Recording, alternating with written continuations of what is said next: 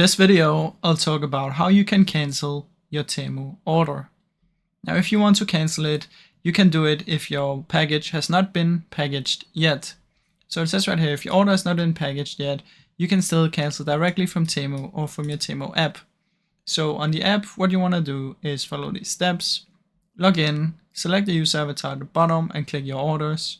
Find the order that you want to cancel and click cancel items. Then simply follow the instructions. And if you're on the desktop, go to temu.com, sign in and go to your orders again. Find the order and cancel items, then simply follow the instructions. Now, if your order has already been packaged, what you can do is just return the item once you get it, or you can ask for a refund.